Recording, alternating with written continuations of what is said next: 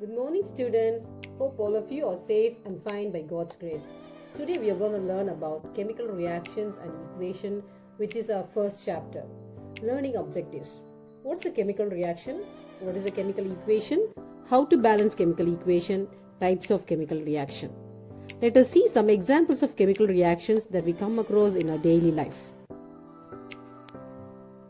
It's a well-known fact that the food we eat is prepared by a chemical reaction. Okay?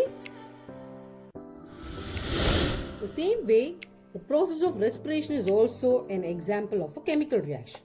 And you already know that the food we eat is digested by a hydrochloric acid which is secreted in our stomach. Do you know that the curd we eat is prepared by a chemical reaction called fermentation? The main function in fermentation process is done by yeast. Fermentation process is also observed in grapes. A chemical reaction called oxidation is observed in fruits like apple. Another form of oxidation called rusting can be observed in metals like iron. The process of photosynthesis, which is used by plants to prepare food, is also a chemical reaction.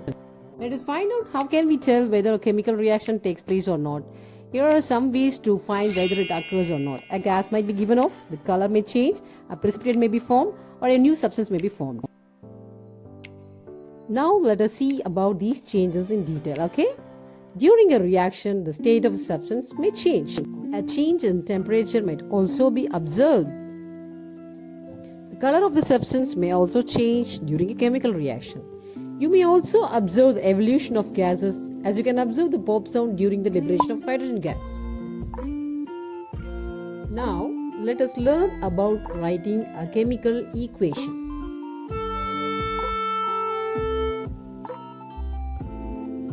During a reaction, two substances A and B combine together to form C and D.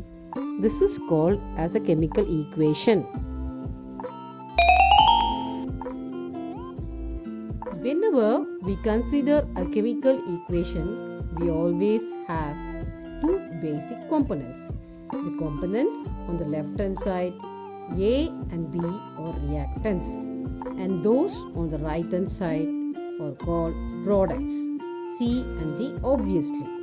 Here are certain things that happen during a chemical reaction. In a chemical reaction, the atoms of the reacting molecules or elements are rearranged to form new molecules. All chemical bonds between atoms are broken and new chemical bonds are formed.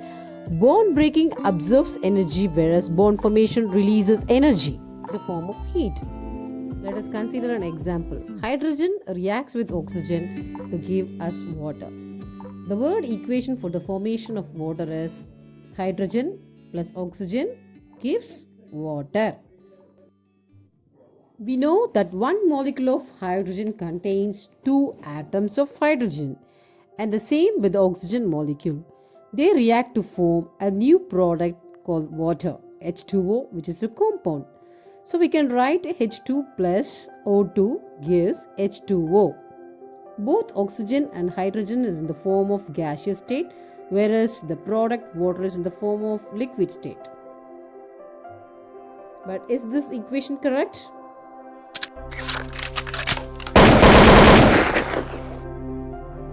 In this case, we shall consider three main properties. 1. The name of the elements present in the reaction. 2. Number of atoms present in the reactant side. And 3.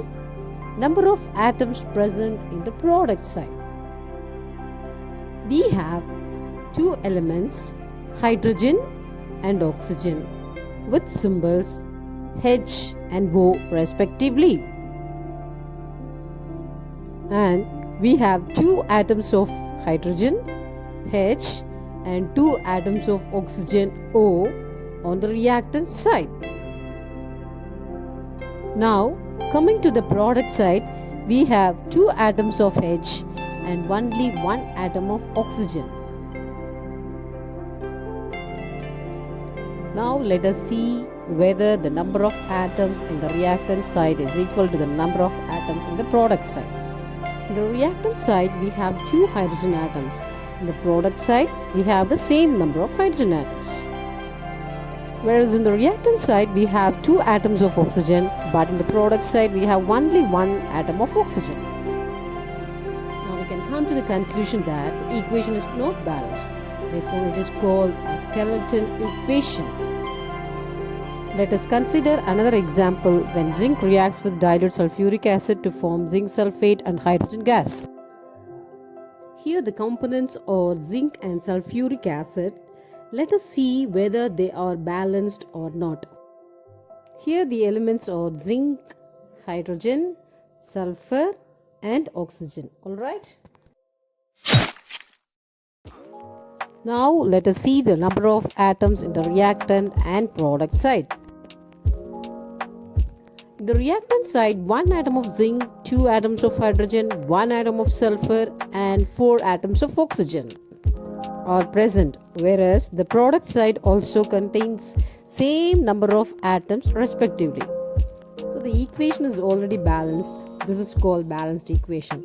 Hope you understand the difference between balanced and unbalanced equations. In order to balance this equation, you have to balance the number of atoms without altering their molecular formula. Hope you understood and enjoy this video.